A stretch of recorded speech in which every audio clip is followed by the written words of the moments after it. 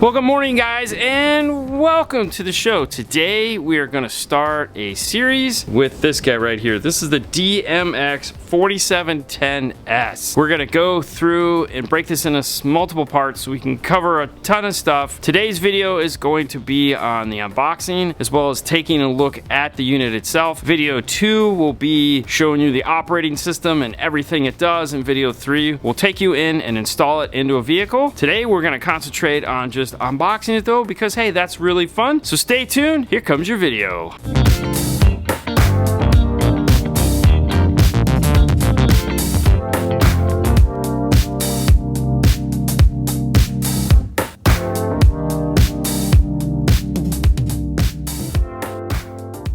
The DMX4710s is the newest in the Kenwood lineup. This is one of their more cost-friendly radios, and it has a ton of improvements from its predecessors the years past. They've taken a lot of information from us, from you, from all the other dealers on how to make it better, and well, I think they've pretty much ticked all the boxes on this one, but you'll be the judge of that, of course. Let's take a look at the box itself, and this will help us figure out what features this has. First off, works with Apple CarPlay, works with Android Auto, Sirius XM ready, and then one of my favorites right here, it is Maestro compatible. Yes, that means that you can take this radio and put it in a car and get your gauges, get your open door, tire pressure if capable, right on the face of the radio, control the air conditioner if need be. All of those things can be done with this radio. It's made for iPhone, it has Bluetooth, USB mirroring, and this one here, one DIN short body. We'll find out more about that in a little bit. Turning it over, very similar information on this side,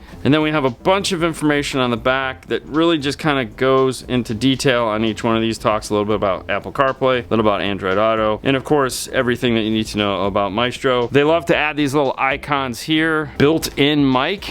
That's a new one for me, haven't seen that. Capacitive touch panel, menu in Española, rear view camera in, parking guidelines, the USB mirroring, OEM wired remote, time alignment, 13-band EQ, bass boost, loudness, AAC, MP3, and WMA capability, wave file, as well as FLAC. If we go over to the back, there's a bunch of really fine print that's hard to read, so we'll skip over that. Let's jump right into the unboxing itself. Standard pull tab opens up, lifts out. Big foam piece here, small little box. Let's go small little box.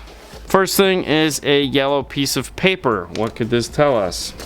External microphone included. This receiver is produced with integrated microphone in the front of the screen. However, depending on the vehicle type, it may pick up noise from air vents, and so often not at the ideal distance from the driver. For improved hands-free audio, we recommend attaching the external microphone included in this package. The wired microphone will bypass the internal microphone when connected. This is very helpful information. And then of course it's showing you where the microphone needs to be plugged into. First thing on top is the wired microphone. If you've installed Kenwood radios before in the past, you'll recognize this. This is their standard microphone. It has the nice mount so that you can easily put it onto the visor, put it up on the mirror, put it on to your A-pillar, wherever you'd like, and it has the standard 1/8" 2 connector headphone style jack. Next bag is our GPS antenna. We get a little double-sided piece of tape here, the standard GPS antenna piece of metal that I have never ever used in any install ever, and then the new GPS antenna for this series radio. It's a little bigger, a little bit more robust. You can see the shiny area on the back, which I'm guessing is the perfect size for this double-sided tape. It is connected via a USB, so for those of you looking to retain the factory USB, not gonna be an option. You're gonna definitely have to install this. It does have a little screw on it, very similar like a old school PC mount, so that this won't get pulled out. And if I was to guess, it's probably 6 feet long. Kenwood keeps giving you a trim ring, and this radio is no different. So if you need to mount this into a center console or something like that you're making, you can do it. Last bag to come out of the cool little white box is the main bag. In that bag, you get a set of machine screws. This does not use the coarse thread screws. This is an M5 short screw. Kenwoods, you do have to ground the emergency brake, light green wire. When you push in the emergency brake, it is a ground. This is the wire to run over to the emergency brake, so when you press it, it provides a ground to this wire. It's as subtle as I can get. Moving on to the main harness. One of the new features this year with this radio is that we get a Kenwood harness. It is not some weird European connector. Even has the extended ground wire that we often get with that. Standard Kenwood connection type, even the steering wheel control, blue, yellow. The rest of the wires break down as followed. Yellow is battery, red is accessory, black is ground. It has an antenna connect wire, which is blue with a white stripe. This is going to do multiple things. So this will turn on an amplified antenna, or it will turn on external amplifiers. So this is what would be called your remote turn on. It has an orange white for illumination. It has a purple white for reverse trigger so that you can activate the backup camera. There is that light green wire. Then we have 4 pairs of multicolored wire. White is driver, gray is passenger, green is driver's rear, purple is passenger rear. The solids are positive, the stripes are negative. They've also added these shrink wrap caps to the wires that you may not be using, such as steering wheel controls, illumination, amplifier connect. Getting to the owner's manual, right on top, you have your warranty paperwork. Comes with this little piece of plastic that just flew out of it. This is to help you remove this face off of the radio if you're using that, which it does show you right here on the front page of the owner's manual. Taking a closer look, you do have a QR code to scan for update information. This is the quick start guide, so my guess is there's probably an even bigger version of this somewhere if you scan that QR code. And it has all the basics that you'd be looking for, and there again, there's that QR code that probably takes you off to the bigger manual. Coming back to our box, pull out our top piece of foam, and underneath it we have this guy here. Ooh, this is kind of scary. Let's take a look. Let's get this thing out of the bag. This radio right here, and one of the reasons why I was excited to do this was because this is a brand new form factor pretty much everyone we use has not used yet, and I really wanted to give us some time to talk about it and the implications that it'll have for us moving forward. I know, it's pretty exciting. Let's start with some of the basic stuff first though before we get into that. Flipping it over onto the back, we have a bunch of stuff. Let's kind of work our way through it and point it all out. First off, power plug plugs in over here. Next to that, we have a 15 amp fuse. The USB is cabled and attached to the radio. It does not disconnect. It is a standard USB. It does do 5 volts at 2.1 amp. Flipping over to the other side of the radio, the first pigtail up is the FM. Next is your Sirius XM input. The GPS antenna does not plug into the back of the radio. It is wired. We don't want this giant thing sticking off of the back of here. The iData Link aux connector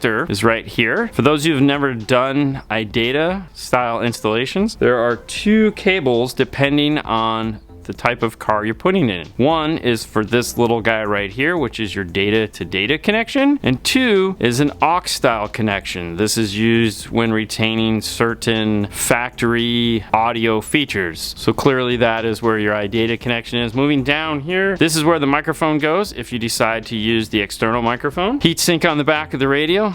It does stick out a little bit, not much. Then we have our RCAs over here. These 2 blue RCAs are for subwoofer. This was one of the things they wanted to make sure that we mentioned. A lot of these radios have just this single RCA here. They wanted to make sure that there was a dual RCA because after all, RCAs come as pairs. It sucks to have to put a wide jack behind the radio. They didn't want to do that. They wanted to make sure that their radios dual RCA. Most of the time when you look at a Kenwood, it typically goes rear, front, sub. This one, if you turn the radio like this, you have rear, front, sub. So it's the same configuration, they just rotated it 45 degrees. Camera in for your backup camera, and this is video out. Let's flip it over onto the side and rotate it around. And what we want to look at here is this gap here. For the longest time now, it seems like the manufacturers have been trying to erase this gap, which is kind of a problem because a lot of the dash kits today require this gap in order to sit in there properly. Kenwood's guilty of that, and that's why they've gone back and fixed it with this radio. Now we have almost 1/4 of an inch of space from the back area here to the lip of the radio. That means this should fit in a lot of those kits that we were having a problem with the previous style short-faced radios. That's a win. That's a big win.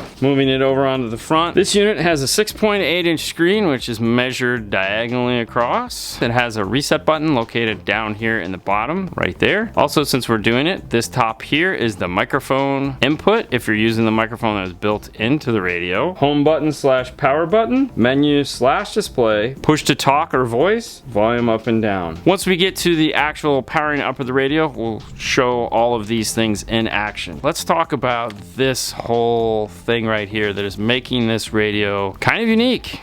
It's actually making it a lot unique. This radio has what we call in the industry an L chassis, meaning it's in the shape of an L. What does that mean for us? Well, there are some dash kits, if you go to metroonline.com, where some of the Toyotas have L chassis compatibility. But I know what you're saying. How is that even possible? So the problem with the L chassis radios is that it's just that. You just have these mounting points here to hold the radio in place. And sometimes the top of the radio can be weak. These dash kits are plastic. Kenwood wanted to make sure that you had this metal area here, so when you go to screw it in, it screws in just like a short chassis doubled in radio. However, if you need to use it as an L chassis, grab a screwdriver.